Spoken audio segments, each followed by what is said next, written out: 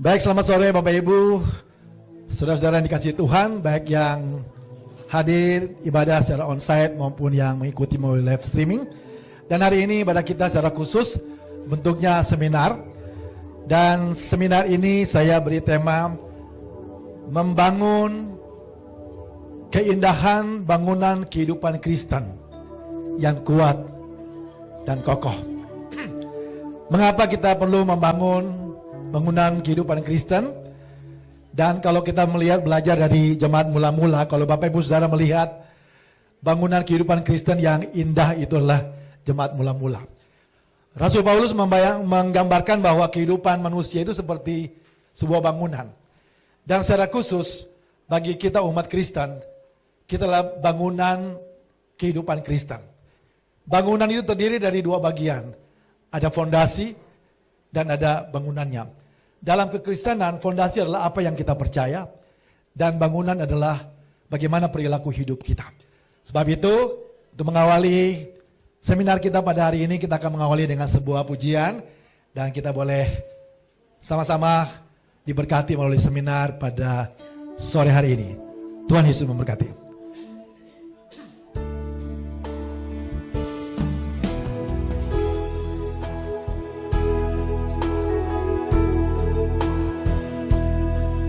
Yakin saat kau berfirman,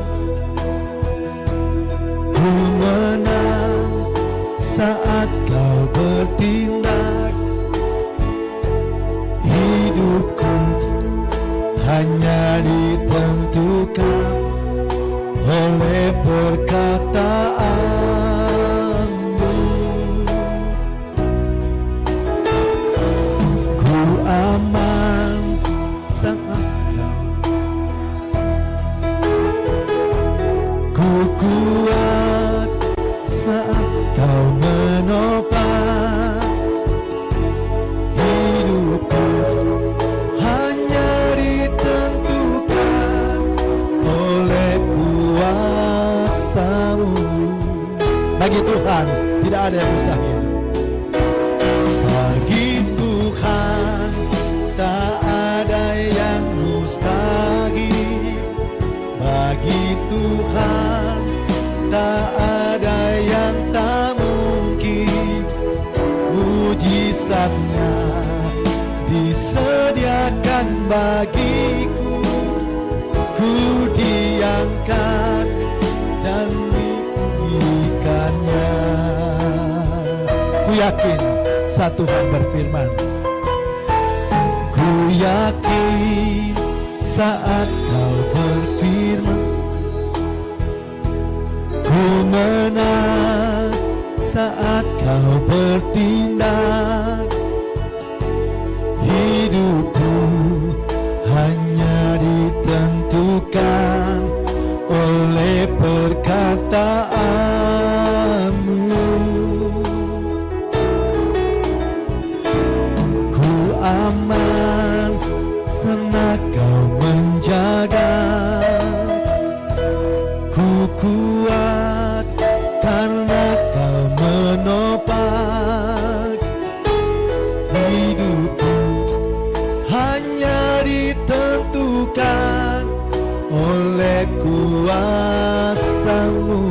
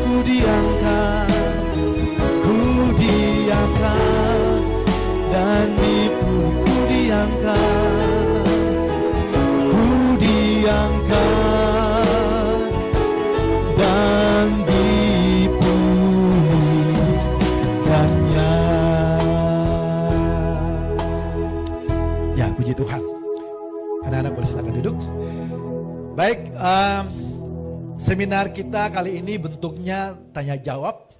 Dan ada kira-kira 7 pertanyaan ya yang kita akan bahas. Dan Bapak Ibu Saudara jangan membayangkan seminar ini seperti seminarnya Pak Stephen Tong ya. Atau seminarnya Pak Bambang Nursena gitu. Nursena ya, betul. Yang mendalam. Ini seminar ini sangat ringan.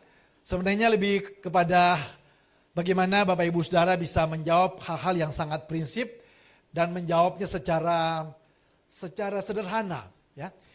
Ada 7 pertanyaan yang juga menjadi 7 materi akan kita bahas pada sore hari ini.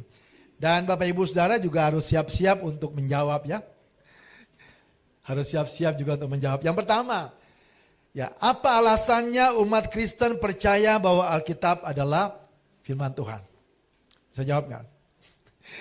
Yang kedua, bila kita percaya bahwa Yesus Kristus adalah Tuhan, coba sebutkan bukti-bukti dalam Alkitab bahwa Yesus Kristus adalah Tuhan yang tidak dialami oleh manusia manapun di dunia ini. Lalu yang ketiga, kita ini hidup di abad yang ke-20.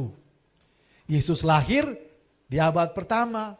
Kita nggak pernah ketemu Yesus, kita nggak pernah lihat mujizat-mujizat yang dilakukan Yesus, kok bisa percaya? Kalau ditanya begitu kira-kira jawabnya gimana? Lalu yang keempat, kalau kita percaya bahwa hanya dengan percaya Tuhan Yesus kita selamat, bagaimana? Bagaimana kita bisa menjelaskan kepada orang yang bertanya demikian? Lalu yang kelima, kalau kita percaya kepada Tuhan Yesus, apa yang terjadi di bumi pada saat kita meninggal, dan apa juga yang terjadi di sorga pada saat kita meninggal?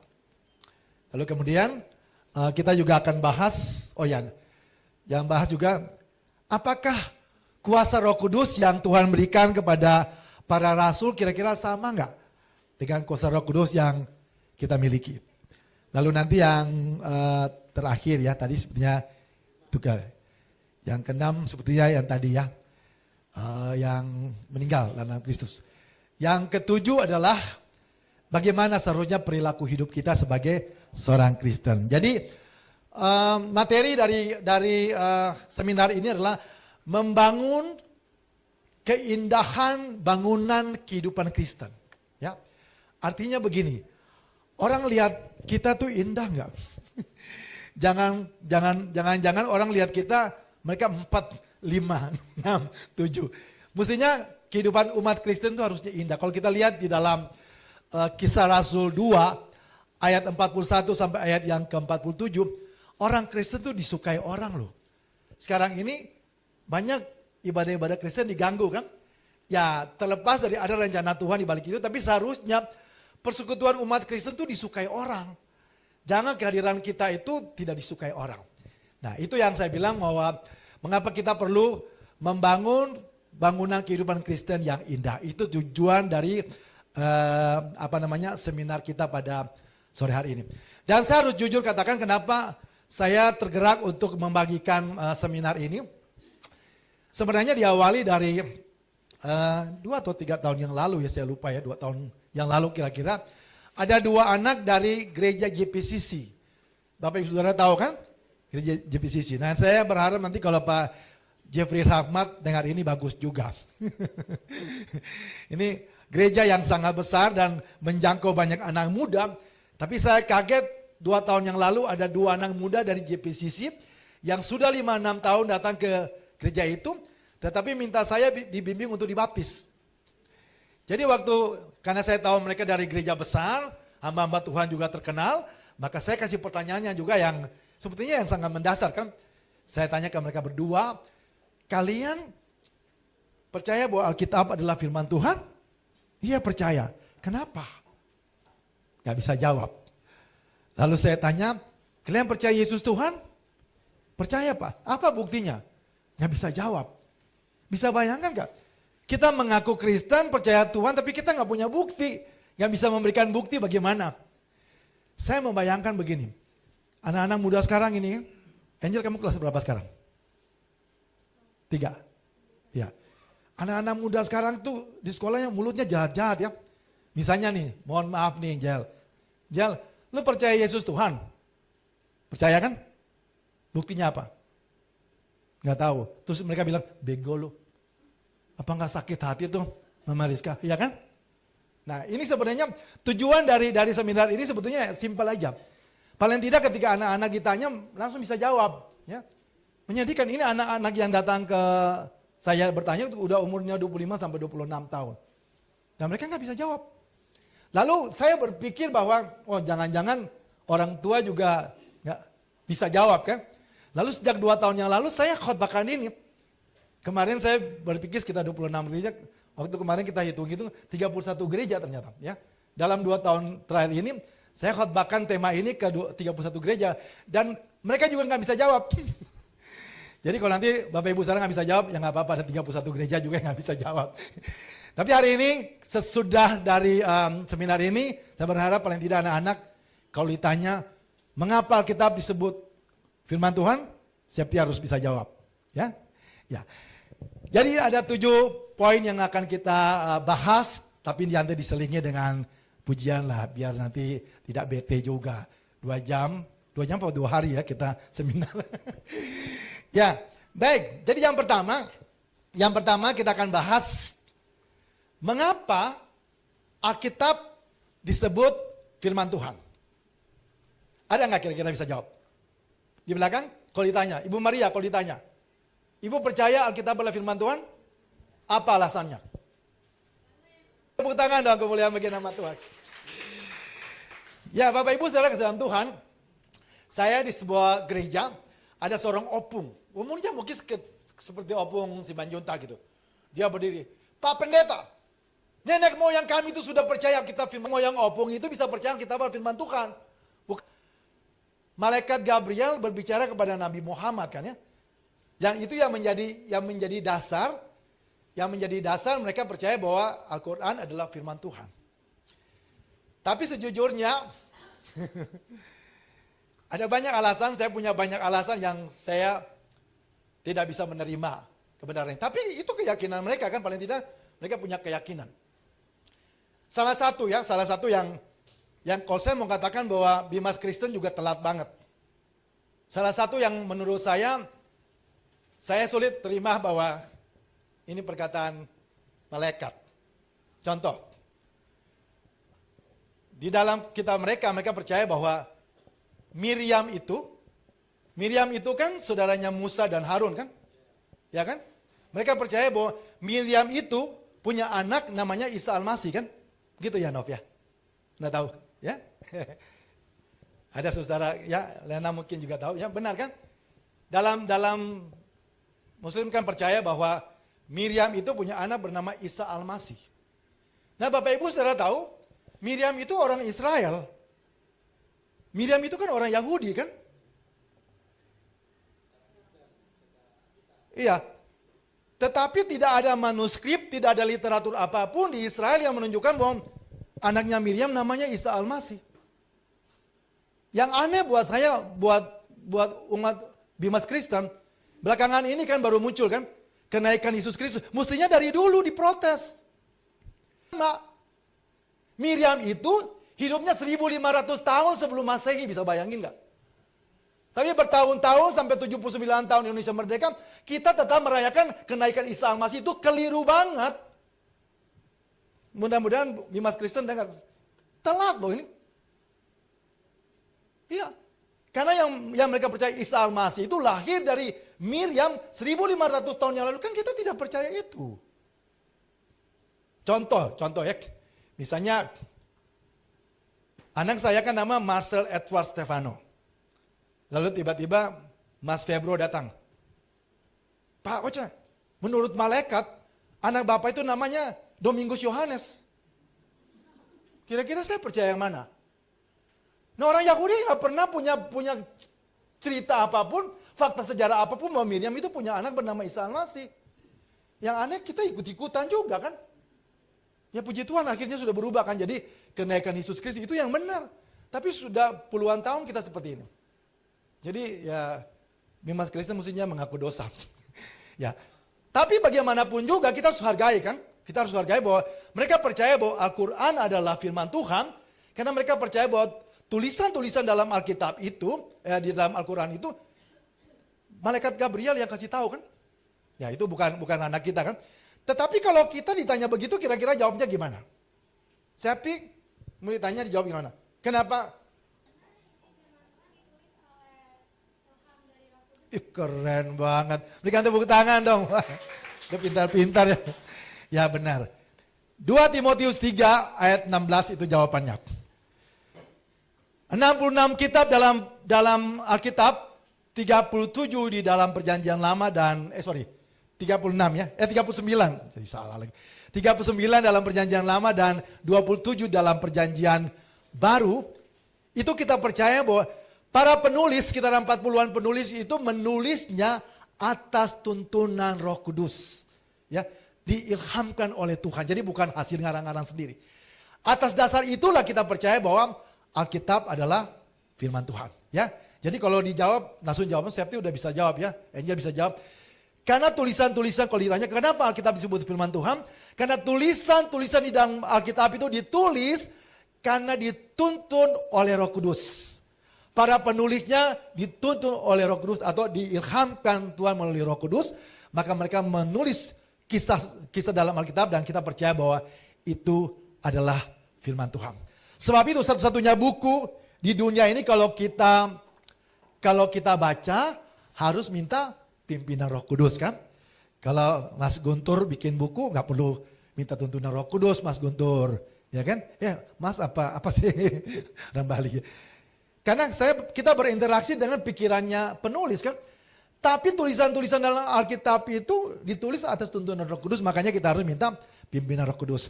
Dan ada berbagai macam cara ya, kalau kita bisa lihat. Ya, kalau kita bisa melihat bahwa cara Tuhan misalnya, saya mengambil misalnya contoh. Kita percaya bahwa kitab Taurat itu ditulis oleh Musa. Ya.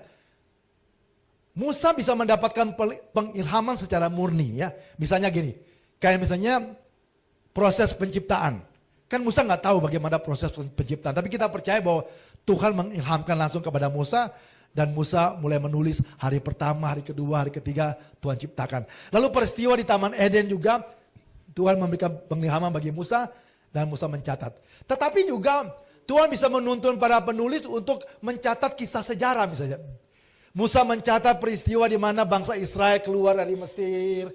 Melewati Laut Teberau, sekarang Laut Merah ya. Sampai laut terbelah dua karena pakai tongkat Musa. Lalu di padang gurun yang kering itu ada tiang awan di waktu siang. Ada tiang api di waktu malam. Tuhan turunkan mana selama 40 tahun di padang gurun. Itu kisah itu ditulis supaya kita bisa mengerti bahwa ada campur tangan Tuhan di dalamnya. Jadi kitab-kitab sejarah seperti Esra, Nehemia, Raja-Raja itu kitab sejarah. Jadi kalau misalnya kita mau memahami firman Tuhan dalam kitab sejarah, baca dulu semua kitab kisah sejarah misalnya pasal per pasal atau perikop baru kita bisa mengerti pesan Tuhan. Lalu apalagi para nabi, ada nabi-nabi itu mendapatkan pesan dari Tuhan lalu mereka sampaikan kepada raja-raja. Itu semua bentuk di mana Tuhan memberikan pengilhaman bagi para penulis. Lalu kita lihat juga kitab-kitab sastra seperti Amsal, Mazmur, pengalaman-pengalaman pribadi orang dengan Tuhan dan mereka mengungkapkan itu bagian dari bagaimana Tuhan menuntun mereka. Dan kitab Ayub ternyata termasuk ya, ini ada mahasiswa teologi dan sarjana teologi. Ya, kitab Ayub dimasukkan dalam kategori sastra ya. Jadi ya ada yang bilang ini kisah nyata, tapi ada yang juga bilang ini kisah sebuah kisah gitu. Tapi paling tidak kita percaya bahwa semua itu diilhamkan oleh Tuhan. Lalu kita masuk dalam Perjanjian Baru misalnya, kisah-kisah tentang bagaimana para penulis mencatat tentang kisah-kisah pelayanan Yesus. Lalu juga Tuhan menuntun para penulis menulis surat kepada jemaat-jemaat tertentu. Lalu kemudian kita lihat ada juga kitab Wahyu dan lain-lain. Yang pasti kita percaya bahwa mengapa Alkitab disebut firman Tuhan, karena tulisan-tulisan di dalam Alkitab itu diilhamkan oleh Tuhan. Sehingga penulis itu bukan nulisnya ngarang-ngarang, tapi ditulisnya atas tuntunan Tuhan. Dan para bapak-bapak gereja zaman dulu benar-benar punya waktu yang bertahun-tahun untuk bisa memilih benar-benar ini dengan doa, puasa mereka berdoa supaya tahu bahwa kitab-kitab ini benar-benar adalah kitab-kitab yang ditulis atas tuntunan Tuhan. Jadi itu bagian pertama yang kita bisa menjawab. Jadi Bapak Ibu Saudara, kalau ditanya orang jangan bengong lagi ya. Angel sudah bisa jawab kan? jawab dengan tegas kalau mereka tanya, kenapa kamu percaya Alkitab firman Tuhan? Karena tulisan-tulisan dalam Alkitab itu diilhamkan oleh Roh Kudus kepada para penulis. Clear. Soal mereka percaya atau enggak, ya sudah itu urusan mereka. Yang penting kita tahu bahwa keyakinan kita bahwa tulisan dalam Alkitab adalah firman Tuhan karena diilhamkan Roh Kudus yang menuntun para penulis untuk menulis. Materi pertama selesai. Sekarang yang kedua. Kalau kita percaya bahwa Alkitab adalah firman Tuhan. Pertanyaan yang kedua adalah, apa bukti-bukti di dalam Alkitab yang hanya dimiliki dan dialami Yesus saja dan tidak dialami oleh manusia manapun? Ya, di belakang ada yang bisa jawab? Bukti-bukti di dalam Alkitab yang hanya dimiliki dan dialami oleh Yesus saja sebagai Tuhan dan tidak dialami oleh manusia manapun. Ibu Maria lagi? Membangkitkan orang mati. Simon Petrus juga membangkitkan orang mati. Dorcas kan? Dorcas bukan didoakan sama Tuhan Yesus loh. Yang tidak pernah dialami oleh manusia manapun. Ya, Ibu Syan. Yesus, wah, berikan tepuk tangan kemuliaan bagi nama Tuhan. Yesus tidak berdosa. Di mana ayatnya? 1 Petrus 2 ayat yang ke-22. Tepuk tangan buat Mas Wisnu. Ada lagi? Ada lagi? Bro? 5 roti.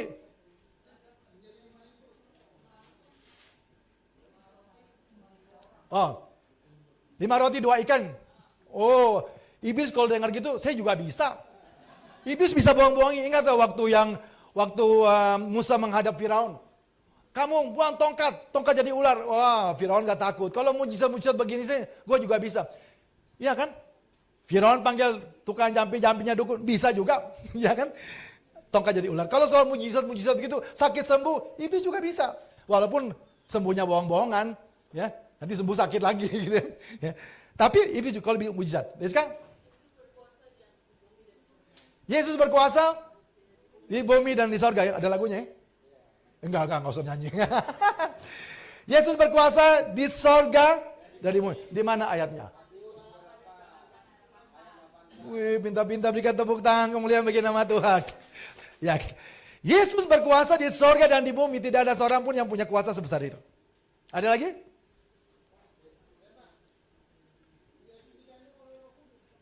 Kan tadi udah. Tadi udah kan? Belum ya? Oh belum? Oh iya benar. Di mana ayatnya betul? Lupa. Matius 1 ayat yang ke-18 ya. Ya. Begitu banyak bukti. Ada lagi sebelah sini. Pak Polisi. Bukti yang hanya dimiliki Yesus. Sini dulu. Ya. Pak Siahan. Aku jalan kebenaran dan jalan kehidupan, itu yang Yesus katakan. Ya, betul. Berikan kemuliaan bagi nama Tuhan. Ya. Bapak Ibu Saudara kasih dalam Tuhan, akulah jalan, kebenaran dan hidup. Sebab itu Bapak Ibu Saudara, jangan pernah ragu untuk percaya bahwa Yesus Kristus adalah Tuhan. Saya pernah nonton video seorang tokoh muslim dari India ya. Dia dibilang, bro, baca Alkitab yang mana bro? Ada ayatnya, coba lihat di bagian terakhir. Ya, Yohanes 13 ayat 13, apa yang dikatakan Yesus? Bis? Ya, kau berkata aku guru dan Tuhan dan perkataanmu itu benar karena perkataanmu benar karena aku adalah guru dan Tuhan. Bisa kita lihat di dalam Yohanes 13 ayat 13, juga Yohanes 14 ayat 8 dan 9. Ketika Filipus ya bertanya, kemanakah kamu pergi? Lalu Yesus bilang, Pus. Filipus. Sudah sekian lama kamu bersama-sama dengan aku, kamu tidak tahu di mana Bapa, di mana aku. Engkau melihat aku, engkau melihat Bapa. Karena aku di dalam Bapa dan Bapa di dalam aku. Itu perkataan siapa? Perkataan Yesus. Artinya dengan demikian Yesus ingin mengatakan bahwa dia adalah Tuhan, Sang Penguasa di sorga dan di bumi. Baik, dua materi ini sudah kita bahas dan kita akan naikkan lagi sebuah pujian. Dan kita akan melihat adik-adik kita, malaikat-malaikat yang akan menari di sini. Yesus Tuhan dan Allah kami. Mari singkat bantu saya.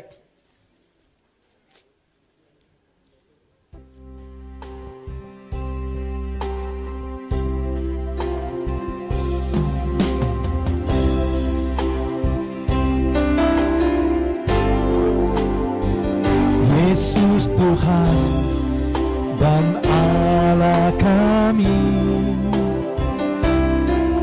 Engkau layak menerima pujian,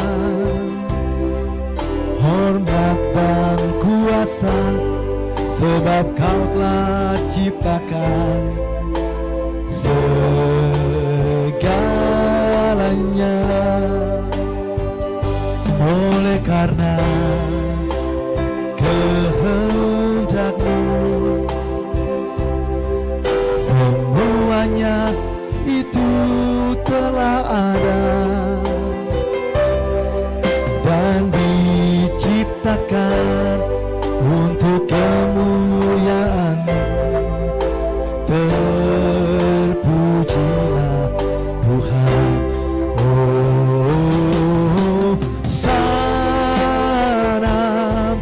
Terpujilah Tuhan, terpujilah Tuhan, Yesus. Sana, terpujilah Tuhan, terpujilah Tuhan, Yesus.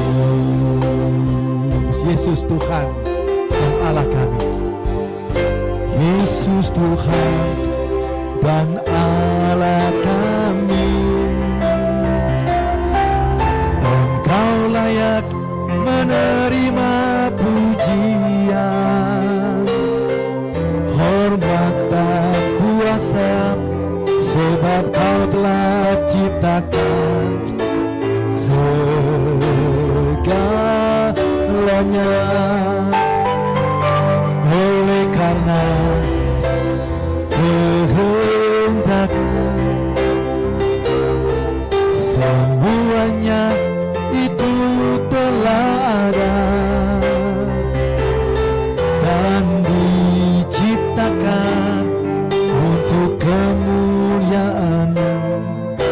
Terpujilah Tuhan.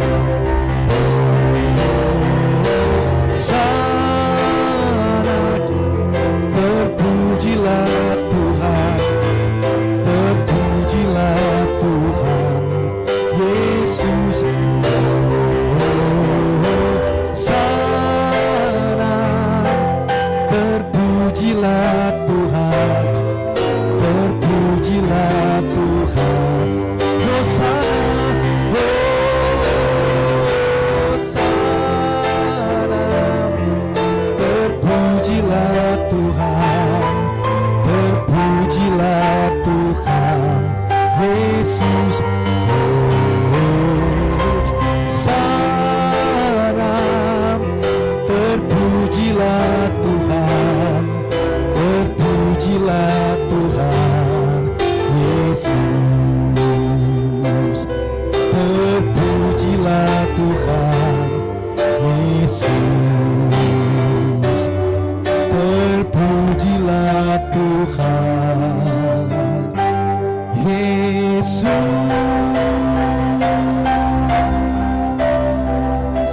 Segala kemuliaan hanya bagi nama Tuhan. Silakan duduk. Ya, tadi kita sudah bahas tentang mengapa Alkitab disebut firman Tuhan. Karena tulisan-tulisan dalam Alkitab adalah tulisan-tulisan yang diilhamkan Tuhan kepada para penulis. Lalu kita sudah juga mengutip begitu banyak ayat dalam Alkitab, bukti-bukti yang hanya dimiliki Yesus dan tidak pernah dimiliki dan dialami oleh manusia manapun. Sekarang materi yang ketiga, pertanyaan yang ketiga. Kita ini hidup di abad 20-an. Yesus lahir di abad pertama. Jaraknya 2000-an tahun. Kita tidak pernah ketemu Yesus. Mungkin ketemu, Yesus ajak gue dong. Ngebakso gitu. Pernah gak? Kita gak pernah ketemu kan. Tapi kita juga gak pernah lihat kan mujizat-mujizat yang dilakukan Yesus.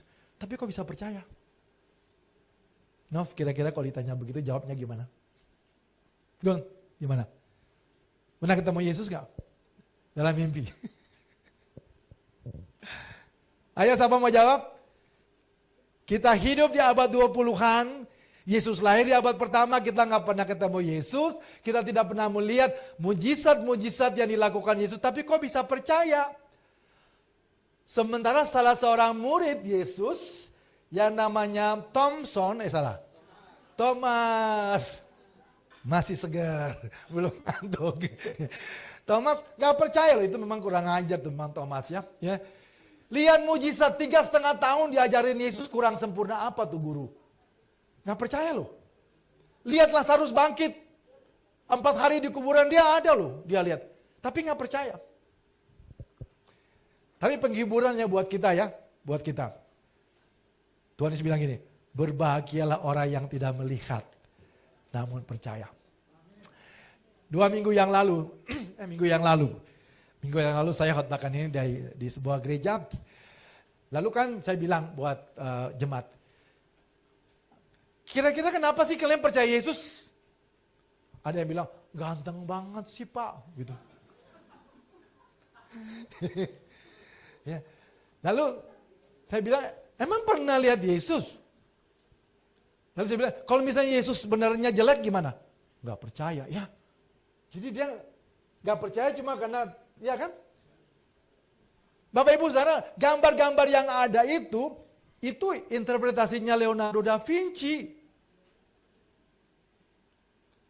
Mohon maaf ya. Sangat mungkin Yesus itu tidak cakep. Karena Yesus itu sepupunya Yohanes Pembaptis. Dan semua orang kalau menggambarkan Yohanes Pembaptis mukanya serem. Nah Yesus kan sepupunya. Jadi kan pasti gak beda-beda jauh kan. Lalu yang itu ya jadi gak ganteng ya. Sebenarnya Yesus bisa, kalau Bapak Ibu saudara mau lihat wajah Yesus, buka cermin. Ya wajah Yesus kita semua. Kan cuma dibilang diciptakan serupa segambar dengan manusia kan. Jadi kalau Bapak Ibu saudara merasa manusia ya mirip. Jadi kalau memang tidak salah juga, kalau misalnya kita mau lukis, nah benar-benar harus lukis yang cakep banget dong, ya kan? Ya. Tapi Yesus juga bukan berarti tidak mau menyerupai orang jelek kan? Kalau kita lihat di dalam Matius 25 ayat 31, Yesus menyerupai orang-orang susah kan ya?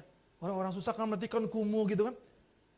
Bilang apa yang kita lakukan pada orang-orang seperti ini, melakukan seperti.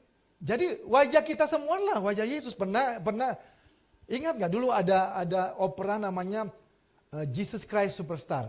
Pernah ingat? Tahu siapa yang memerankan Yesus? Orang Papua. Iya orang Papua yang memerankan Yesus gitu.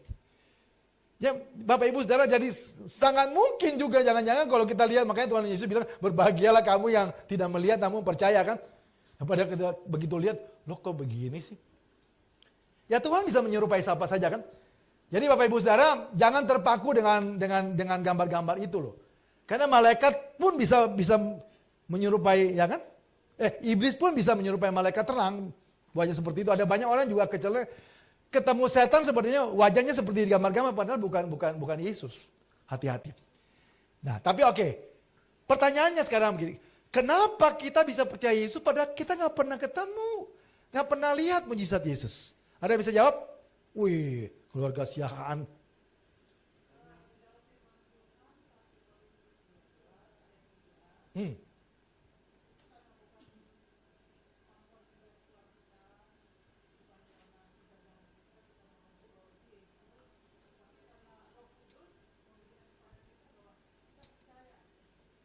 Wow, keren. Berikan tepuk tangan kemuliaan bagi nama Tuhan. Bapak Ibu Saudara kasih dalam Tuhan, tidak ada seorang pun kemampuan untuk bisa menganalisa tentang siapa Yesus. Ini banyak sarjana-sarjana teologi dan juga mahasiswa teologi, tidak ada satupun yang berani membuat penelitian. Saya mau coba meneliti tentang Yesus. Kira-kira golongan darahnya apa ya? Ada oma-oma Manado ketemu dengan dokter. Lalu dokter bilang, Oma tahu nggak darah Yesus apa? Lalu oma ini marah, ya kan? Tunggu. Dokternya tanya, Oma punya golongan darah apa? Lalu oma bilang, saya juga lupa. Ya, jadi dokter tanya beneran tuh, oma bilang, enggak tahu tuh. Darah saya sama dengan darah Yesus. Apa Oma? Oh, kok? Lalu Oma nyanyi, oh darah Tuhanku. Enggak juga sebetulnya kan ya. Enggak ada seorang pun yang tahu yang bisa bikin penelitian tentang itu kan. Tapi benar. Walaupun kita hidup di abad 20-an. Kita tidak pernah lihat Yesus, kita tidak pernah ketemu Yesus. Tetapi kita dipilih oleh Tuhan. Ya kan? Bukan kamu yang memilih aku, Ibu Syahaan, kata Tuhan. Bukan kamu Olomian. Tuhan Yesus bilang, bukan kamu yang memilih aku, tapi aku yang memilih kamu. Jadi Bapak Ibu Saudara, kita semua menjadi orang percaya karena Tuhan yang pilih. Bagaimana cara Tuhan yang pilih tadi? 1 Korintus 12 ayat 3. Tuhan mencurahkan Roh Kudus dalam diri kita dan memampukan kita untuk percaya. Jadi percaya kepada Kristus itu kasih karunia Tuhan. Makanya ada di dalam Filipi 1 ayat 29 kalau salah ya. Filipi 1 ayat 29 bahwa kita dikaruniakan untuk percaya. Ya, Bapak Ibu Saudara, karena kasih karunia Tuhanlah kita dipilih Tuhan. Sebab itu Bapak Ibu Saudara, beda ya. Beda dengan orang merasa bahwa menjadi Kristen karena pilihan dirinya sendiri. Beda dengan orang yang menyadari bahwa dia dipilih Tuhan. Orang yang berpikir bahwa, oh saya menjadi Kristen kan karena ikut suami saya yang Kristen, ikut istri saya yang Kristen. Nah, nanti satu ketika suaminya yang Kristen itu dipanggil Tuhan, lalu dia ketemu suami yang tidak Kristen, sangat mungkin dia pindah lagi ikut suami. Kan karena imannya kan ikut-ikut suami kan. Nah itu namanya Kristen ikut-ikutan. Tetapi yang benar, Kristen yang benar adalah dipilih oleh Tuhan. Saya punya kesaksiannya dari, ini ada Bung Malon sini, sepupu saya sendiri. Sepupu saya ini agak amburadul juga, ya kelakuannya mengecewakan. Dari calonnya, ya, istrinya yang sudah jadi dari non Kristen jadi Kristen, tapi dia yang gila. Dia yang gila sampai akhirnya keluarganya ambil lagi. Dia ke rumah, ya, dan dikuburkan menurut agama yang lama. Tapi puji Tuhan, dia sempat ngomong, ada salah satu jemaat kita dulu, dan dia sempat ngomong gini, gak apa-apa saya dikuburkan dengan cara gini, tapi hati saya tetap percaya Yesus. Nah ini, tidak penting kalau dia dikuburkan dengan cara apa, yang penting apa? Dengan hati orang percaya, dengan mulut orang mengaku Yesus diselamatkan. Jadi jangan cuma asal-asal percaya. Makanya di dalam Matius 7 dikatakan apa? Dari buahnya. Matius 7 ayat 16 katakan, Tuhan Yesus katakan dari buahnya akan terlihat. Makanya dalam ayat yang ke-21, Tuhan bilang, bukan sebuah orang yang menyerukan aku Tuhan, Tuhan, yang bisa masuk kerajaan surga, tapi yang melakukan kehendak Tuhan. Artinya, orang yang bukan hanya percaya dengan mulut, tetapi dari hati. Dari hati, kata Amsal, dari hati keluarlah segala kehidupan. Jadi orang yang sungguh-sungguh percaya adalah orang yang percaya dengan hati dan mengakui dengan mulut. Itulah yang diselamatkan. Makanya Yakobus bilang, iman tanpa perbuatan pada hakikatnya mati. Orang kalau percaya dengan hati bahwa Tuhan Yesus sudah mati menanggung hukuman dosanya, nggak akan sengaja hidup dalam dosa. Jadi orang bertanya, gimana tuh orang Kristen? Katanya Kristen tapi kelakuannya seperti itu. Saya ragu dia Kristen beneran. Jangan-jangan cuma Kristen ikut-ikutan karena orang tuanya Kristen. Orang tua Kristen belum tentu dia Kristen benar. Tetapi kalau dia sungguh-sungguh menghayati percaya dengan hati dan sungguh-sungguh melakukan dalam kehidupan kita. Artinya gini, kita bisa saja tidak mengerti ya. Tetapi ketika kita, kan banyak kan orang Kristen yang akhirnya juga bisa dulu nggak mengerti, ya akhirnya melakukan hal-hal yang tidak berkenan. Tetapi ketika dia sungguh-sungguh mengerti dan menghayati, buah hidupnya kelihatan. Hidupnya benar di hadapan Tuhan. Jadi jawabannya adalah kenapa kita bisa percaya walaupun kita hidup di abad yang ke-20 ini. Karena kita dipilih Tuhan, Tuhan mengaruniakan Roh Kudus dalam diri kita, dan kita dimampukan untuk percaya. Yoni, kalau kamu ditanya, mengapa kamu bisa percaya Yesus Tuhan? Jawabnya?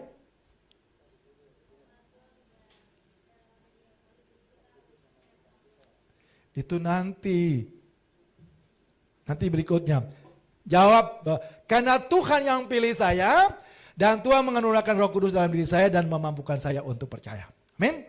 Ya. Lanjut di poin yang ke-4 ya. Ya. Jadi kita percaya, Bapak Ibu Saudara, tanamkan dalam hati kita bahwa kita percaya itu bukan pilihan kita. Kau telah memilihku. Ya. Kalau kita percaya bahwa Tuhan yang memilih kita, Tuhan tidak mungkin salah. Tapi kalau kita berpikir bahwa, oh ini pilihan saya, sangat mungkin satu ketika kita menghadapi pergumulan, kita akan berpikir jangan-jangan pilihan saya salah. Tapi kalau orang yang yakin bahwa Tuhan yang pilih dia, pergumulan seberat apapun, dia pasti yakin bahwa dia pasti lewatin bersama-sama dengan Tuhan. Karena Tuhan yang pilih dia, Tuhan yang pilih kita, Tuhan pasti bertanggung jawab dengan hidup kita. Amin. Baik, yang berikutnya. Mengapa hanya dengan percaya Yesus Kristus kita bisa selamat ke surga? Jangan sini terus sini dulu. Ayo. Mas Bro, Jojo. Mau percaya Yesus Tuhan? Ya. Kenapa? Tadi udah ya. Percaya karena percaya Yesus selamat. Kenapa? Coba jelasin. Untuk itu kamu harus ikut seminar ini. Bapak Ibu Saudara ke dalam Tuhan, saya seringkali di mana-mana kalau khotbah yang umum begitu ya, saya suka ngomongnya keras gini. Tidak ada keyakinan iman di dunia ini sebaik Kristen. Yakin nggak? Banyak orang nggak berani ngomong begitu ya, saya berani. Ya. Tidak ada keyakinan iman di dunia ini sebaik Kristen. Harus yakin. Kenapa? Semua agama di dunia ini hanya percaya Tuhan itu hanya di sorga. Ya kan? Tuhan hanya berbicara kepada manusia, nyampaikan firman, udah sampaikan. Tapi umat Kristen berbeda. Itu yang membuat kita punya keyakinan. Waktu itu ada datang anak muda di sini ya. Datang mau dibaptis. Datang nggak mau dibaptis, sebetulnya dia mungkin pacarnya ajak dia mau dibaptis ya. Tapi dia masih nggak yakin karena kan pacarnya juga mungkin ya juga Kristen KTP juga kan begitu. Kita mau ibadah di sini. Saya pikir aduh waktu singkat dan namanya siapa? Feby ya. Iya. Ya, saya bilang singkat, saya bilang Feb. Waktu dia tanya, saya bilang, saya tuh tinggal di Ambon di desa Kusu-Kusu Serai, kira-kira 10 kilo ya Bung ya. 10 kilometer dari kota Ambon ke dalam. Saya sampaikan kepada dia dan bilang, Feb, kalau kamu pergi sendiri ke mana? Ke desa saya kira-kira nyampe gak? Dia gak bayangin, Pak saya ini orang Sukabumi. Yang muter-muter paling Jakarta kayaknya gak nyampe. Saya bilang, kalau naik kapal kira-kira 4 jam lah. Tapi kan nanti naik turun sana, dia bilang gak bisa, dia gak nyampe. Lalu saya bilang, sederhana, saya bilang buat dia gini. Kalau saya temanin kamu kira-kira nyampe gak? Nyampe. Kenapa? Kan Bapak dari sana. Nah, itu. Kenapa umat Kristen percaya bahwa kita pasti ke surga? Karena Tuhan datang. Akulah jalan, kebenaran, dan hidup. Sampai saat ini banyak agama berdoa, Tuhan tunjukkanlah kepada kami jalan yang lurus. Jalan yang lurusnya udah datang gak percaya juga. Keterlaluan. Nah kita percaya itu. Jo. Kenapa kita percaya bahwa hanya dengan percaya Yesus kita selamat? Karena dialah jalan kebenaran dan hidup. Tidak ada seorang pun sampai kepada Bapa kalau tidak melalui aku. Tapi jangan bangga dulu. Kalau Yesus tidak pernah mati di kayu salib, kita tidak pernah bisa melewati jalan itu, bro. Karena kita tetap orang berdosa kan? Benar, dia datang dan dia menunjukkan Dan Tuhan Yesus katakan itu kan sebelum dia meninggal kan. Kepada murid-murid, akulah jalan kebenaran dan hidup. Tidak ada seorang pun sampai kepada Bapa. Kalau saja Tuhan Yesus mau tambahkan, tapi tunggu dulu bro, gue belum mati. Kalau gue gak mati, lo semua juga akan tidak selamat, begitu kan? Tapi oleh karena kasih karunia. Ya, Yesus menunjukkan jalan yang benar, tapi dia harus menanggung dulu hukuman dosa kita. Enak aja lu, udah bikin dosa. Ya, seharusnya kita dihukum. Jadi kalau Bapak Ibu Saudara nonton The Passion of the Christ tuh jangan nangis bohong-bohong ya. Mestinya kita yang disalib itu.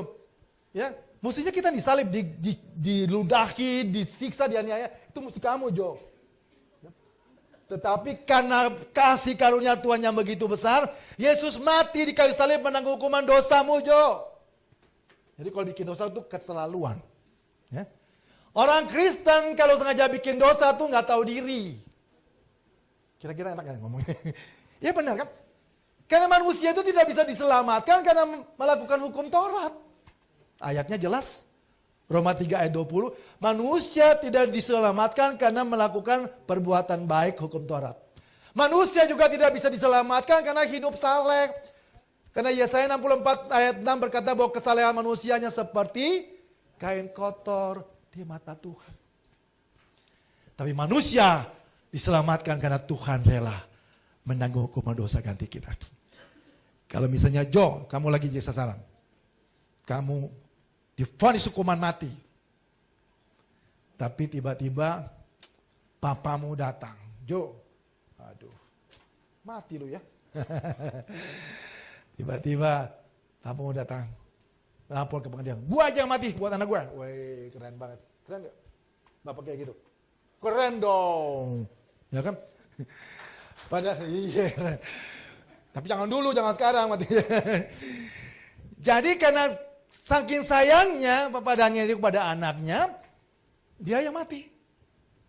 Saya tanya kepada teman saya yang master hukum, dia bilang, kalau peristiwanya seperti ini, si Jojo perlu ditembak mati lagi. Nggak bisa. Karena eksekusi mati sudah dilakukan oleh bapaknya.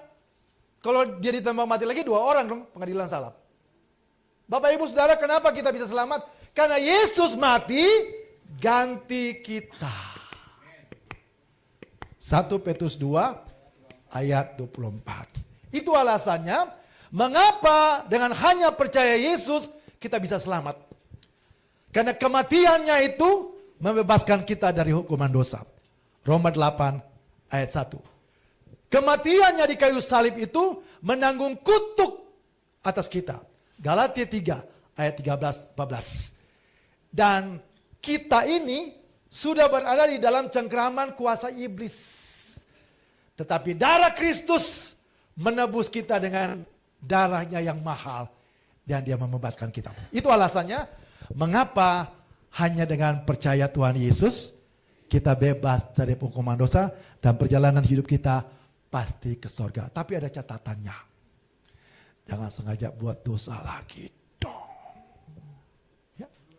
Ya dong. Kalau kita percaya Tuhan Yesus sudah mati menanggung hukuman dosa kita, jangan sengaja buat dosa lagi dong. Berubahlah. Dan biarlah hidup kita senantiasa memuliakan nama Tuhan. Kita diselamatkan hanya oleh anugerah Tuhan. Sebuah pujian yang indah. Besar anugerah Tuhan akan kita nyanyikan bersama-sama. Dan kita akan memperhatikan lagi malaikat-malaikat yang cantik-cantik akan menari buat kita.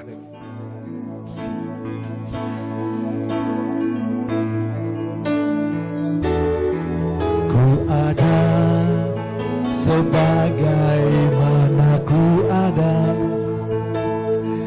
berdiri menghadap tatamu Bapa, semua karena anugerah-Mu yang telah selamatkanku. Ku hidup dalam segala kelimpahan, ku layak untuk melayani Tuhan. Semua karena anugerah-Mu tercurah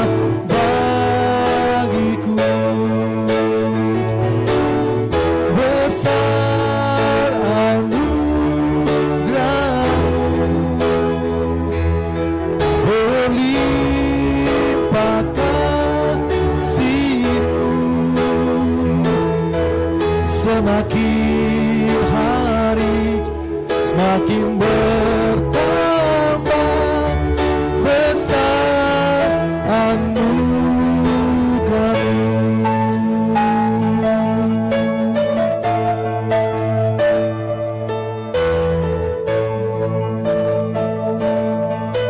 Ku ada sebagaimana ku ada.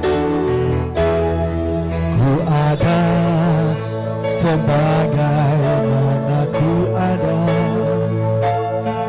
berdiri menghadap Bapa-Mu Bapa,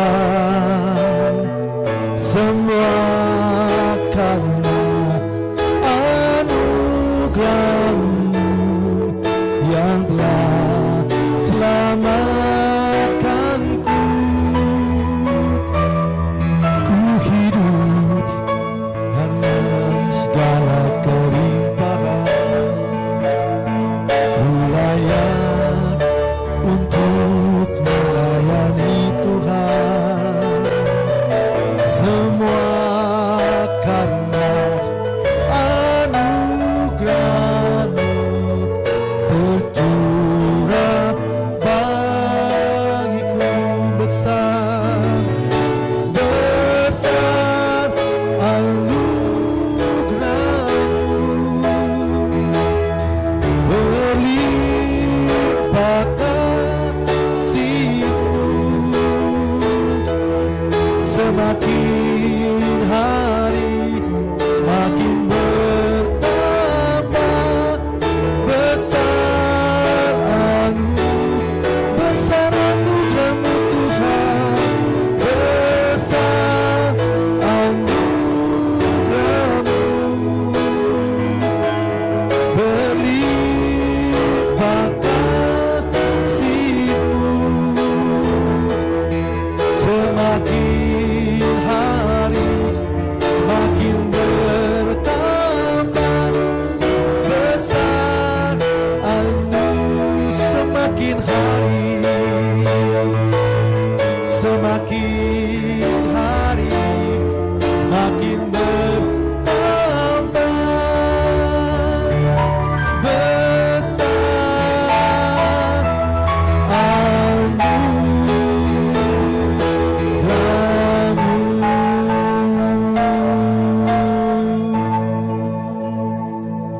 Ya, puji Tuhan. Segala kemuliaan bagi nama Tuhan. Tanamkan dalam hati dan pikiran kita, hidup kita. Kita itu diselamatkan karena anugerah Tuhan. Tidak ada seorang pun yang layak, Bapak Ibu Saudara. Tidak ada seorang pun yang layak, pendeta pun tidak layak. Dan sejujurnya ya, mohon maaf kalau ada teman-teman dari Katolik. Tidak ada orang yang suci. Tidak ada. Alkitab tidak mungkin bohong. Ya. Dalam 1 Yohanes 1 ayat 8 berkata gini, kalau kita mengatakan diri kita suci tidak berdosa, kita pembohong. Karena Roma 3 ayat 23 berkata, semua orang termasuk, maaf Paus Fransiskus, termasuk Bapak Paus, kita semua orang-orang berdosa. Saya lebih percaya firman Tuhan. Tidak ada orang pun yang suci. Tidak ada orang pun yang layak masuk ke surga, tapi karena kasih karunia Tuhan. Karena besar anugerah Tuhan, kita boleh diselamatkan. Bapak Ibu Saudara kasih dalam Tuhan, Tuhan ternyata bukan saja rela mati menanggung hukuman dosa kita, membebaskan kita dari hukuman dosa, membebaskan kita dari kutuk hukum Taurat, dan memindahkan kita masuk dalam kerajaan surga. Tetapi Tuhan juga menganugerahkan Roh Kudus dalam diri kita. Pertanyaannya, kuasa Roh Kudus yang Tuhan berikan kepada para rasul, sama enggak dengan kuasa Roh Kudus yang Tuhan berikan kepada setiap kita? Sama. Ini pada pintar-pintar ya. Bapak Ibu Saudara, tapi dalam kenyataannya ada banyak orang Kristen ya. Mungkin ya pada berpikir, kalau kuasa Roh Kudus di dalam diri jemaat mungkin 50%. Kalau di pendeta ya 100%. Kenapa? Kalau jemaat berdoa, doanya cuma sampai di eternit. Kalau pendeta berdoa, sampainya ke Tuhan. Nah ini pandangan yang keliru. Ya. Kuasa Roh Kudus itu tidak bisa dibagi-bagi Bapak Ibu. Kuasa Roh Kudus itu sama. Makanya dalam Markus 16:17 bilang apa? Tanda-tanda ini menyertai pendeta-pendeta. Enak aja. Tanda-tanda ini menyertai orang-orang percaya. Bapak Ibu Saudara semua orang percaya? Kita punya Roh Kudus yang sama. Saya pernah diceritakan oleh seorang hamba Tuhan ketika dia melayani di sebuah KKR besar. Waktu itu dia menjadi pendamping, konselor ya, konselor. Lalu ada seorang ibu, anaknya udah sekarat. Tapi dia antri, dia pengen kalau saja pendeta itu menjamah anak ini dia pasti sembuh. Dan ini teman saya yang hamba Tuhan ini dia lihat, aduh kasihan banget. Ini antrinya masih panjang, jangan begitu sampai sana anaknya meninggal. Tiba-tiba dia digerakkan. Bu, karena dia udah nangis-nangis. Dia bilang, ibu Kristen? Iya saya percaya Tuhan. Ibu percaya nggak doa ibu didengar Tuhan? Dan dia tambahkan, ibu tahu nggak? Kalau pendeta itu doakan anak ibu, anak ini meninggal, dia tidak akan nangis. Tapi kalau anak ini meninggal kan ibu nangis kan. Masa Tuhan gak dengar? Firman Tuhan katakan Tuhan menampung air mata di kirbat. Dan akhirnya dia bilang, ibu keluar. Dan ibu itu berlutut dan berdoa sungguh-sungguh dan benar anaknya sembuh. Itu bukti bahwa memang kadang-kadang kita berpikir bahwa kita tidak punya kuasa yang sama. Kadang-kadang pendeta juga kayak David Copperfield ya. Iya, kayak jagoannya semua gitu. Padahal di bawah itu banyak pendeta juga kan. Tapi suruh jadi penonton semua. Suruh, itu jaga di belakang kalau ada yang jatuh. Saya bilang ini bukan KKR namanya nih ya. Pengkerdilan rohani sebenarnya. Seharusnya kalau misalnya kita bikin KKR 1000 orang datang. Yang 100 orang sakit. 900-nya diajak berdoa dong. Karena kita bilang apa? Tanda-tanda. Doa orang benar, bila dengan yakin doakan besar kuasanya, apalagi doa orang-orang benar. Emang pendeta doa yang benar? Semua kan? Mestinya kita percaya itu. Ada sebuah kisah lucu, tapi saya mau ceritakan. Mohon maaf. Ini diceritakan oleh teman saya dulu waktu saya di Duta Injil, ada seorang pendeta, dia ceritakan begini. Dia bikin KKR di sebuah daerah di pedalaman, lalu tiba-tiba ada seorang nona, tinggi besar, hitam rambutnya acak-acakan, jerawat batu semua. Mohon maaf, ini kan dia cerita gitu. Begitu sampai ke depan, dan mohon maaf, baunya nggak enak. Not smell good gitu ya. Jadi waktu dia datang, Pak Pendeta, tolong doain saya. Apa non? Tolong doain supaya saya punya suami yang ganteng, tinggi, ya, dan kaya raya. Itu Pak Pendeta begitu lihat, dia kan udah lihat kan, ini kan di orangnya tinggi besar kan, lihat kan. Dalam hati pendeta, lu ada aja ya. Minta yang sepadan. Dia ngomong begitu dong, ya. Tapi habis itu, habis KKR dia nyesal kan, dia bilang, aduh Tuhan ampuni saya. Ampuni saya. Akhirnya karena dia mungkin juga, waduh mohon maaf deh, mungkin ke bawah nih. Dia bilang, jadilah sesuai iman. Udah dia langsung pindah ke tempat yang lain. 2 tahun kemudian dia datang lagi. KKR di tempat itu. Nona besar itu datang. Tapi rambutnya tidak acak-acakan. Sudah apa? Rebondingnya. Rebonding. Rapi. Dia nggak operasi. Ya. Wajahnya tapi bersih gitu. Tapi yang di sampingnya bro. Bule tinggi besar. Wah keren banget dan kaya raya bro. Jadi sebelum hamba Tuhan ini cerita. Jadi sebelum KKR datang kan dia datang duluan kan dia kenal kan dia udah nyampe nih Pak Pendeta. Nanti sebentar kita ajak makan ya ucapan syukur. Itu pendeta tambah gitu, tambah merasa bersalah kan dia pernah nggak yakin kan, nggak yakin. Aduh kali ini saya mesti minta ampun. Jadi benar itu waktu KKR itu dia nggak tenang kan karena dia merasa bahwa dia salah berdoa. Dia pikir aduh nggak mungkin lah terjadi gitu. Jadi waktu pas mau di rumah makan dipanggil, Nona sini. Saya sih sudah minta ampun sama Tuhan. Saya sudah minta ampun sama Tuhan. Jujur aja 2 tahun yang lalu saya nggak yakin. Saya nggak yakin dengan permintaan. Jadi yang kamu dapat sekarang ini seorang cowok ganteng kaya raya itu doa kamu bukan doa saya. Berikan tepuk tangan kemuliaan bagi nama Tuhan. Bagi Tuhan tidak ada yang mustahil kan. Ini kisah nyata. Ada satu kisah lagi saya ingat dulu tahun berapa nggak tahu masih ada nggak acara dunia lain. Dunia lain. Saya pas tiba-tiba di TV dan ada dunia lain ada seorang singer bukan pendeta, seorang singer biasa nyanyi. Tiba-tiba begitu dia masuk kan biasanya kan tes dulu kan masuk ke ruang dia takut Dia takut, aduh ngeri. Jadi dia mau balik. Mungkin dia datang dengan teman-teman singa di gereja kan. Teman-teman singa di gereja, dia bilang, lu gimana? Tiap hari, dalam nama Yesus, ada kemenangan. Lu kok takut? Didorong terus. Dan benar, mungkin dia ingat lagu-lagu hari Minggu yang lalu kali ya. Lalu dia mulai masuk. Jadi ada dua, yang satu Salom, yang satu yang lain gitu kira-kira.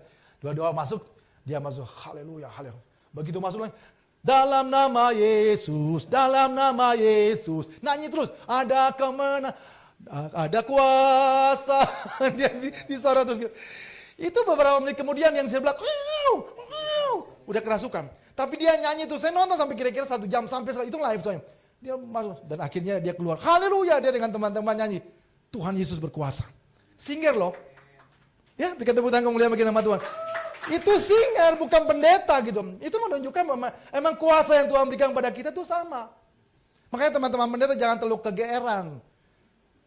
Ya, saya nggak apa-apa sih ngomong begitu. Tugas kita itu apa? Kata Efesus 4 ayat 12, ya kan? Tugas kita itu memperlengkapi jemaat. Menurut saya, hamba Tuhan yang benar itu membawa jemaat untuk mengidolakan Tuhan. Contoh misalnya kan, di belakang ini misalnya rumahnya Pak Guntur yang bagus. Saya bilang, oh ini rumah gue. Padahal kan rumah Pak Guntur ya. Itu berarti kan saya mencuri kemuliaan. Kan? Yang punya kuasa kan Tuhan. Nah kita harus mengajarkan itu bahwa bukan kita saja yang punya kuasa. Setiap orang harus diperlengkapi. Nah itu yang menurut saya membuat kekristenan gak berkembang. Semua arahnya ke pendeta-pendeta. Jadi Bapak Ibu Saudara, kita punya kuasa untuk ngusir setan. Siap-siap sebentar setan datang di tempat Bapak Ibu Saudara. Kuasa yang Tuhan berikan kepada setiap kita, itu sama dengan kuasa yang diberikan kepada pendeta. Saya harus ngomong ini apa adanya. Tanda-tanda ini menyertai orang percaya. Jadi yakinlah bahwa kuasa Roh Kudus dalam diri kita. Banyak kita di sini ya, di sini kita ada kebiasaan untuk saling mendoakan. Satu ketika saya ingat Pak Fialter sama Bu Winata, itu pertama kali, ayo tumpahan tangan, dia ragu-ragu. Belakangan dia udah kocok-kocok kepala istrinya gitu. Kita punya kuasa, ya boleh gue. Tumpahan tangan buat Novi, malam-malam Novi juga tumpahan tangan. Karena memang tanda-tanda ini menyertai orang percaya, mereka akan menumpangkan di tangan di atas kepala orang sakit. Berarti kita juga punya kuasa untuk menumpangkan tangan. Rizka juga boleh. Kalau boleh jujur, doa kamu tuh lebih didengar Tuhan daripada doa pendeta mungkin. Kenapa? Ada apa-apa dengan Ruli kan kamu pasti nangis Bombay kan ya? Iya, jujur aja kan. Artinya kita berasa. Kadang-kadang kita berpikir bahwa pendeta itu punya kuasa lebih, betul nggak bro? Iya kan? Sama. Makanya nggak usah lebay, kadang-kadang saya bilang, pendeta yang diurapi Tuhan lebay banget menurut saya sih. Biasa aja kali. Ada pendeta, tasnya kecil dibawain, pakai bodyguard loh. Aduh, masih ada nggak? Masih ada? Masih ada, bertobatlah. Bapak Ibu Saudara, bagian ini ingin menyampaikan kepada kita bahwa setiap kita yang percaya pada Kristus, dalam diri kita ada kuasa Roh Kudus. Dan kuasa Roh Kudus dalam diri kita memampukan kita untuk mengusir setan, untuk mendoakan orang sakit, dan juga melakukan banyak hal. Menghadapi begitu banyak tantangan pergumulan di hidup ini, karena ada kuasa Roh Kudus dalam diri kita. Ayat yang kemarin kita sempat renungkan ya, Nov. Segala perkara dapat kutanggung di dalam Dia. Ya, saya mungkin mau sampaikan satu kesaksian yang saya pernah alami ini. Kebetulan Guntur sama Novi kemarin baru saya berkati. Jadi ada kisah, saya udah cerita belum kemarin waktu pernikahan. Jadi ada seorang bapak yang teman-teman saya gitu. Datang konseling ke saya soal mau bercerai. Ya, saya ceritakan aja supaya ini buat saya berat kan. Jadi saya pernah membayangkan membayangkan apa yang kira-kira dilakukan istri saya bisa susah untuk mengampuni gitu ya. Yaitu soal perselingkuhan. Dan satu ketika seorang bapak datang ke saya, dia bilang dia mau ceraikan istrinya karena selingkuh. Buat saya ini masalah berat. Tapi saya bilang gini, aduh, segala perkara dapat ditanggung dalam Dia. Tapi susah kan? Jujur Bapak Ibu Saudara, suami-suami tidak mudah kan kalau istri selingkuh kan? Betul nggak? Tidak mudah. Buat saya itu masalah berat banget. Ya. Jadi saat itu saya nasihatin, Pak, benar. Secara manusia kita sulit. Tapi kita punya Roh Kudus kan. Yang lebih besar dari masalah apapun. Waktu pertama sih dia marah sama saya. Tapi akhirnya beberapa bulan kemudian dia telepon saya, puji Tuhan Pak, kita dipulihkan. Artinya masalah sebesar itu pun bisa diselesaikan. Jadi jangan ada konflik, tidak harus sampai begitu juga kan. Tidak harus sampai mengkhianati pernikahan. Tetapi katakanlah itu terjadi, jangan cepat buru-buru untuk mengambil keputusan. Karena kita percaya bahwa ada jalan keluar yang terbaik dari setiap masalah seberat apapun yang kita lakukan. Karena Roh Kudus yang ada dalam diri kita lebih besar dari masalah apapun di dunia. Amin. Baik, kita masuk kepada materi yang ke-6, yaitu apa yang terjadi di bumi dulu ketika kita meninggal. Ini kita bicara dalam konteks kita sebagai orang yang percaya kepada Tuhan Yesus Kristus. Apa yang terjadi di bumi pada saat kita meninggal? Ya, bagian sini. Yok. Apa yang terjadi di bumi dulu pada saat kita meninggal?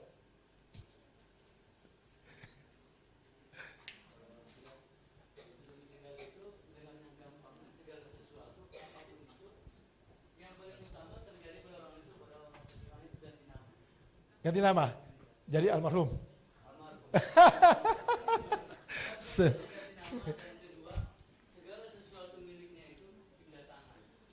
Ke siapa? Ahli waris ya.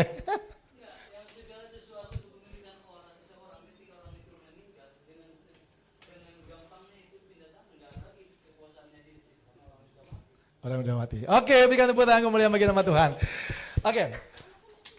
Sesuai firman Tuhan dalam 1 Korintus 15 ayat 43 dan 44. Pada saat kita meninggal, tubuh kita ini terpisah dengan roh. Itu yang terjadi. Ya, terpisah. Karena pada saat Tuhan menciptakan kita sesuai Kejadian 2 ayat yang ke-7, Tuhan mengambil debu tanah ya dari tanah kan, tetapi roh yang ada dalam diri manusia itu dari Tuhan. Ketika Tuhan menghembuskan napasnya dalam diri debu tanah itu baru menjadi makhluk hidup. Jadi pada saat kita meninggal, hari itu juga hubungan antara tubuh kita dengan roh terpisah. Seumur mama meninggal berapa tahun yang lalu? 4 tahun lalu. Seumur saya sudah waktu mama meninggal tuh umur saya udah 50 berapa kira-kira 56 kali ya. Sampai seumur 56 saya tidak pernah lihat napas terakhir orang. Pas mami saya, mamanya Lena ya. Pas meninggal, pas begitu saya datang, karena saya berasa kayaknya sih akan dipanggil Tuhan, jadi saya berdoanya buka mata. Dan saat berdoa tuh, jadi saya kelihatan sekali bahwa memang terpisahnya tubuh dengan roh. Jadi itu yang terjadi. Sesuai 1 Korintus 15 ayat 43 ayat 44 bahwa pada saat kita meninggal di bumi ini, tubuh kita itu terpisah dengan roh. Ya. Dan tubuh itu akan menjadi debu tanah. Tidak ada masalah soal dikuburkan atau dikremasi, buat saya nggak ada masalah. Karena sama-sama juga menjadi debu tanah kan. Ada orang yang meninggal kebakaran dan segala macam juga nggak pernah dikuburkan juga kan. Jadi yang pasti tubuh itu akan menjadi debu tanah. Tetapi roh, yang sesuai 1 Korintus 15 ayat 43-44, roh kita akan langsung mengenakan tubuh yang baru. Tubuh yang baru, ya, tubuh kemuliaan. Dan dengan tubuh kemuliaan itu, dengan keyakinan saya seperti apa yang Tuhan Yesus katakan kepada penjahat di kayu salib. Today, hari ini juga engkau bersama-sama dengan aku di Firdaus. Jadi pada saat kita meninggal, tubuh kita sudah, dan hari itu juga tubuh roh kita yang mengenakan tubuh yang baru sudah naik ke surga. Dan kita baca di dalam Wahyu berapa? Ada. Wahyu 19. Ada, lanjut. Ya, Wahyu 19 ayat 6 sampai 8. Kita disambut di sorga seperti mempelai wanita. Kemarin saya dalam pernikahan kan sudah sampaikan juga bahwa hubungan antara suami dan istri di dunia ini seperti Kristus dan jemaat. Ya mohon maaf ya kalau saya harus ngomong ini lagi. Waktu ada satu TV digital wawancara saya dan tanya, boleh nggak Pak? Itu Ahok waktu itu gugat cerai istrinya, boleh nggak suami gugat istrinya? Saya jawab begini, emang tega Kristus mau memisahkan diri dengan jemaat? Yang nanya kan pendeta, tapi dia nanya, kok begitu jawabnya? Saya suruh dia baca lagi Efesus 5. Alkitab katakan bahwa suami dan istri itu seperti hubungan antara Kristus dan jemaat. Jadi kalau suami menggugat cerai istrinya, dia sedang memperlihatkan kepada dunia, inilah teganya Kristus. Mungkin dia bisa nyanyi, teganya. Kristus gak mungkin tega. Jadi sebenarnya hubungan antara suami istri itu, orang akan lihat bagaimana hubungan Kristus dengan jemaat. Lalu gimana kalau misalnya istri yang gugat cerai suaminya? Emang berani jemaat menggugat pisah dengan Kristus? Kalau ini yang menjadi dasar kita untuk memahami tentang hubungan suami istri, tidak gampang. Betul? Tidak gampang orang bersikap. Karena selalu saya bilang mereka bahwa pernikahan itu bukan dilihat dari berapa besar pestanya, tapi komitmen kita dengan hadapan Tuhan. Gak ada pesta, gak ada apa-apa juga, yang penting komitmen dengan Tuhan. Itu sebuah pernikahan. Janji kan? Kalau kita janji dengan sesama kita aja kita mau tepati, apalagi janji dengan Tuhan. Dan kita percaya bahwa pada saat kita meninggal, asal kita meninggal dalam Kristus. Ya, waktu kemarin istri meninggal, saya sempat benar menghibur mereka ya. Jadi kita percaya bahwa setiap orang yang percaya kepada Kristus, kita percaya bahwa kita disambut sebagai mempelai Kristus. Amin. Dalam rumah Bapakku banyaklah tempat, baik percaya pasti kau menerimanya. Kita bagi berdiri, kita naik ke sebuah pujian. Sebab dia hidup, ada hari esok.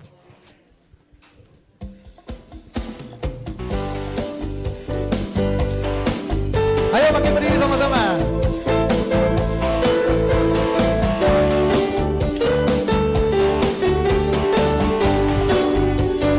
Sebab dia hidup, ada hari esok.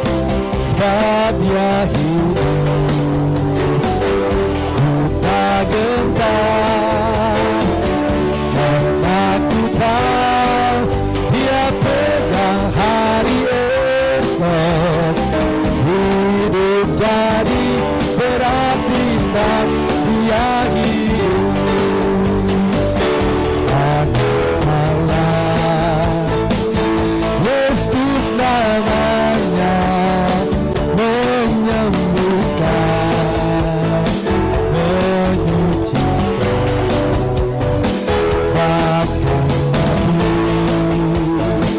tebus dosaku. Kubur kosong membuktikan dia hidup. Sebab dia hidup, sebab dia hidup, ada hari esok. Sebab dia hidup, ku tak gentar, karena ku tahu dia pegang hari esok. Hidup jadi berarti sebab dia hidup, sebab dia hidup, ada hari esok. Sebab dia hidup, ku tak gentar, karena ku tahu dia pegang hari esok. Hidup jadi berarti sebab dia hidup. Sebab dia hidup, sebab dia hidup, ada hari esok. Sebab dia hidup, ku tak gentar, karena ku tahu dia pegang hari esok. Hidup jadi berarti sebab. Sekali lagi, sebab dia hidup, sebab dia hidup,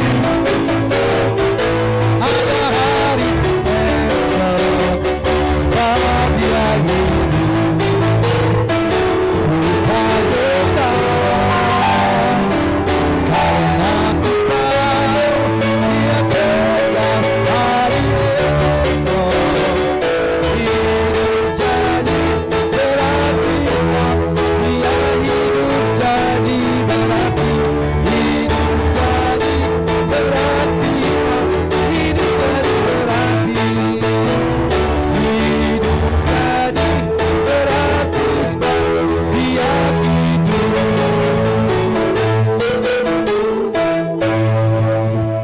duduk Bapak Ibu. Ya, sampailah kita kepada poin yang terakhir. Kalau kita sudah yakin bahwa Alkitab adalah firman Tuhan, kita percaya bahwa Yesus adalah Tuhan, ada begitu banyak bukti dalam Alkitab, dan kita percaya bahwa kita dipilih. Oleh anugerah Tuhan kita bisa percaya pada Tuhan Yesus, dan oleh pengorbanan Tuhan Yesus kita boleh diselamatkan. Bahkan Tuhan memberikan kita kuasa untuk menolong kita menghadapi masalah seberat apapun. Dan kita tahu, kalau kita meninggal kita kemana. Kita punya rumah kekal di sorga. Bahkan mahkota kemuliaan bagi Tuhan sudah sediakan. Semua itu sudah dilakukan bagi kita. Jadi poin 1 sampai poin 6 itulah fondasi. Saya percaya kalau kita sungguh-sungguh menghayati tentang fondasi iman ini, kita akan kuat menghadapi tantangan seberat apapun. Saat ini adalah bagaimana perilaku hidup kita sebagai seorang Kristen. Ada sebuah pujian yang terambil dari Galatia 2 ayat 20. Boleh di base ya.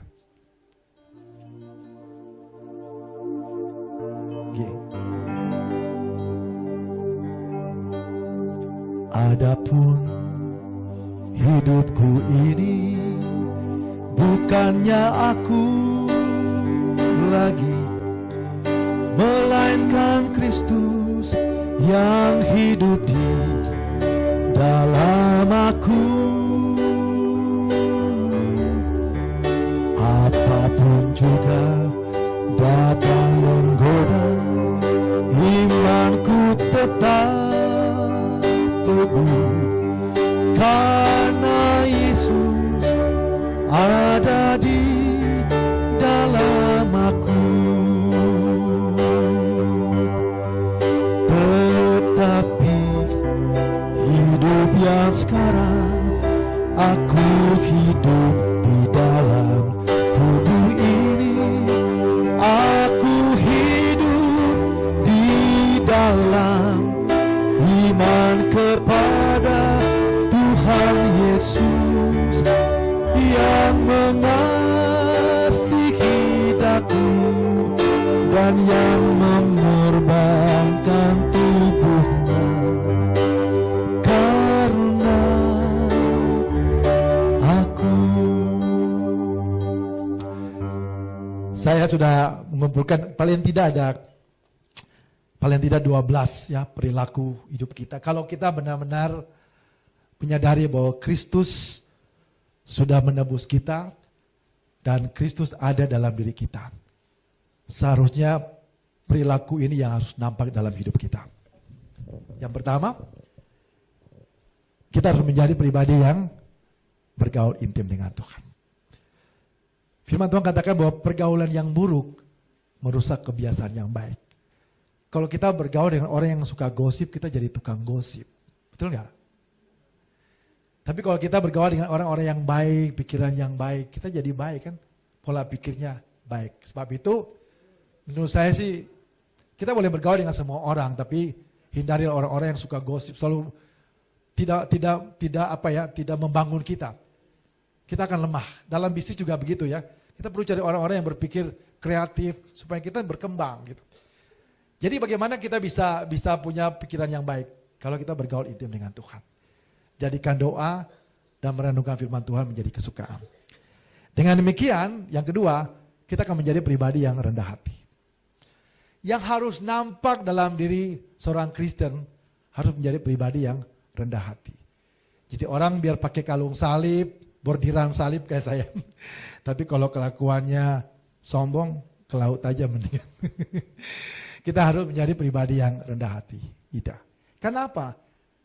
Apa yang Tuhan bilang? Belajarlah padaku karena aku lemah lembut dan rendah hati. Lemah lembut ya bukan lemah gemulai ya. Lemah lembut, ramah dengan orangnya. Yang berikutnya. Jadi kalau kita misalnya bergaul intim dengan Tuhan, cara ngomong kita juga enak kan? Tutur kata kita juga akan baik ya. Lalu kemudian yang berikut apa? Kita akan penuh belas kasihan. Saya nggak tahu kalau ini apa ini kelemahan atau tidak ya, tapi saya dulu Nenan kadang-kadang suka tegas, tapi lama-lama dia ikut-ikutan juga. Gak bisa, kasihan lihat orang gitu. Padahal kita juga gak berlebihan ya. Tapi saya percaya kalau hati itu ada kan. Karena Tuhan bilang, marilah kepadaku semua yang letih lesu dan berbeban berat. Jadi kadang-kadang kita tuh banyak nolong orang bukan karena kita berlebihan. Orang pikir kita kaya, enggak. Tapi ya gak bisa ditahan gitu. Karena kalau hati Kristus ada dalam diri kita suka menolong orang. Jadi melakukan apa saja tanpa pamrih. Lalu apa? Nah, kita menyadari diri kita miskin. Nah, hati-hati. Menyadari diri miskin bukan berarti jadi miskin loh. Orang yang menyadari diri miskin sangat mungkin dia adalah orang yang kaya raya. Tapi dia sadar bahwa harta itu bukan miliknya. Semua harta itu milik Tuhan. Kadang-kadang orang suka persoalkan soal perpuluhan ya. Jadi orang berpikir bahwa cuma 1/10 milik Tuhan. Semua harta itu milik Tuhan. Jadi jangan saudara pikir, oh saya sudah kasih perpuluhan, yang 90 boleh judi online dong. Semua milik Tuhan yang harus dipergunakan untuk kemuliaan bagi nama Tuhan. Memang dulu waktu perjanjian lama, Tuhan sampaikan kepada suku-suku yang lain kasih perpuluhan lah. Karena kan suku Lewi kan mereka tidak punya penghasilan kan. Ya. Tapi saat ini juga kalau saudara, Tuhan juga sisihkan 10% katakanlah untuk pelayan kita juga banyak bantu orang kan. Dari 10% itu kan jadi ribut ya soal 10% segala macam, baru 10% coba kalau Tuhan minta semua gimana. Ya kan? Jadi tidak masalah saudara, banyak orang yang bukan saja, ya saya tidak harus sebutkan ini, tapi kalau kita punya hati yang suka berbalas kasih, kadang-kadang kita nggak hitung lagi, sebenarnya kita udah bukan kasih 10%, udah lebih dari 10% gitu. Ya Bapak Ibu saudara, itu harus nambah dalam hidup kita. Dan kemudian yang berikut, orang harus melihat hidup kita sebagai pribadi yang mengandalkan Tuhan. Jangan mengandalkan manusia Bapak Ibu saudara. Alkitab katakan, firman Tuhan katakan, terkutuklah orang yang mengandalkan manusia. Jadi kalau saudara punya masalah, jangan buru-buru cari, oh ini orang kaya ya, ini orang yang bisa bantu. Nah, jangan. Cari Tuhan. Tuhan punya banyak cara yang kita kadang-kadang tidak terpikirkan. Nah saya alami ini Bapak Ibu saudara, dan gereja ini bisa berdiri juga karena anugerah Tuhan. Lalu apa lagi? Kita jangan hidup dalam dosa, pasti ya. Kalau kita tahu Kristus sudah mati, menanggung hukuman dosa kita, maka kita jangan hidup dalam dosa. Dan juga kita percaya bahwa orang harus lihat kita sebagai pribadi yang punya Roh Kudus kan. Jadi kalau ada orang sakit gak usah panggil pendeta. Langsung aja tumpang tangan tetangga kita. Repot kan pendeta tinggalnya di BSD lagi jauh. Kelamaan ya. Udah sampingannya dalam nama Tuhan Yesus doakan aja. Kan kita sudah belajar tadi kan bahwa kuasa Roh Kudus yang ada dalam diri kita kan sama. Lalu kemudian apa lagi? Tidak boleh menghakimi sesama. Benar ya? Ya. Jangan suka menghakimi. Kenapa? Menasihati boleh. Kalau menghakimi itu merasa diri kita paling benar. Ya, nggak ada orang yang benar Bapak Ibu saudara. Kalau kita merasa bahwa kalau kita tidak menasihati juga salah loh. Yakobus katakan kalau kita tahu sesuatu yang baik, tapi kita nggak kasih tahu juga salah. Berbeda menasihati dengan menghakimi. Kalau menghakimi itu terkesannya membenci orang sebenarnya. Tuhan nggak mau kita menasihati boleh, ya dengan kebaikan. Lalu apalagi? Kita tidak boleh pamer. Jadi kalau kita pergi kunjungi panti asuhan, jangan panggil infotainment, ayo disoroti, gue lagi nyumbang nih ke panti asuhan, gak perlu. Karena apa? Apa yang kita lakukan untuk apa? Untuk Tuhan, ya kan? Kalau kita suruh orang lihat, seperti kita minta pujian dari manusia, padahal kan Tuhan mau kita lakukan itu untuk memuliakan nama Tuhan. Lalu kita harus rajin dong, jangan cuma berdoa-doa ya, rajin juga, biar roh kita menyala-nyala. Ya kalau kita misalnya gak mau kerja nggak rajin, ya gimana mau harap punya duit gitu loh. Jadi kalau kita misalnya susah, jangan-jangan kita juga malas gitu ya. Jadi Tuhan juga ajarkan kita untuk harus menjadi pribadi yang rajin. Lalu yang terakhir, kita harus hidup damai dengan semua orang. Bapak Ibu saudara, saya percaya kalau kita sungguh-sungguh merenungkan 7 hal ini, niscaya kita memiliki bangunan hidup yang baik. Memiliki fondasi hidup yang kuat dan perilaku hidup juga kita baik. Saya sudah siapkan, boleh dibagikan nanti ya. Sudah disiapkan materi yang tadi sudah ada di sini 49 slide-nya saya sudah fotokopi dan bahkan ada tambahan. Dan saya percaya kalau Bapak Ibu saudara baca ini jangan jadi bungkus kacang di rumah ya.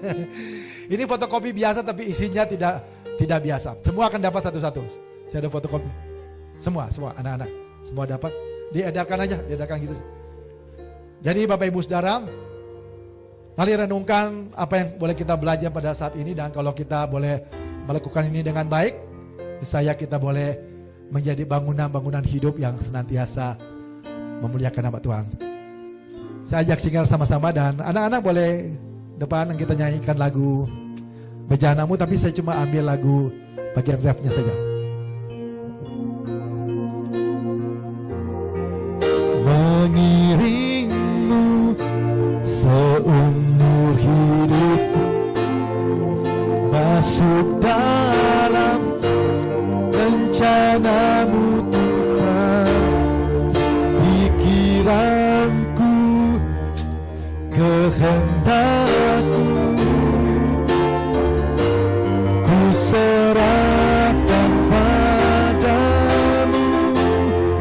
Harapanku hanya di dalam-Mu. Ku kan teguh bersama-Mu Tuhan. Jadikanku bejana-Mu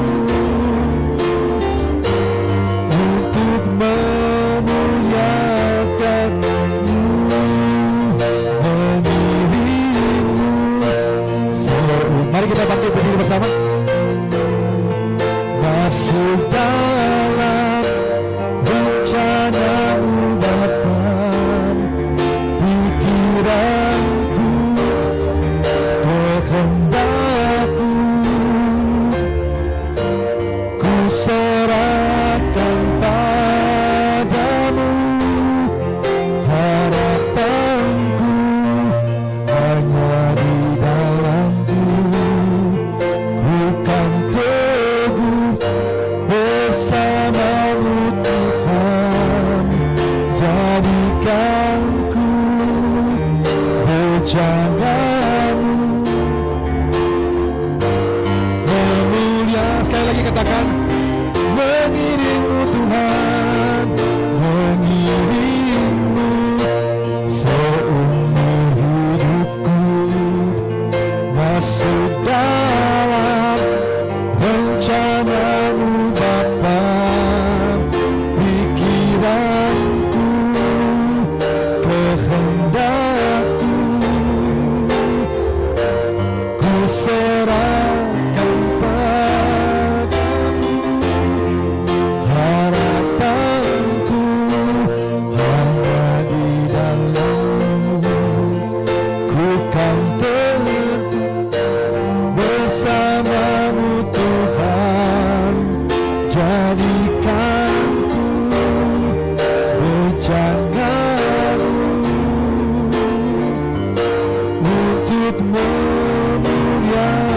untuk memuliakan-Mu, untuk memuliakan-Mu, untuk memuliakan-Mu.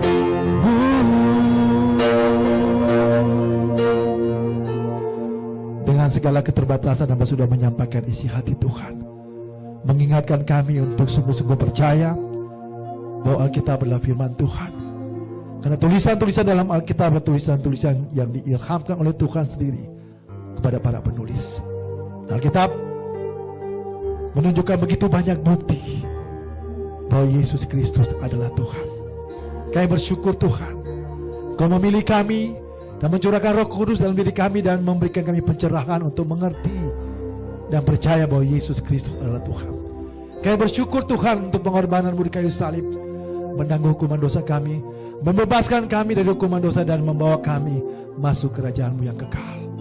Terima kasih untuk kuasa Roh-Mu yang kudus, menolong kami menghadapi masalah seberat apapun di dunia ini.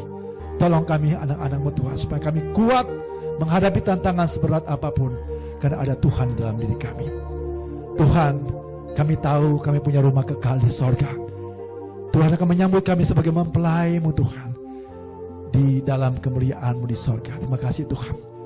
Dan Roh Kudus menolong kami Tuhan, supaya kami memiliki perilaku hidup yang senantiasa menyenangkan hati Tuhan.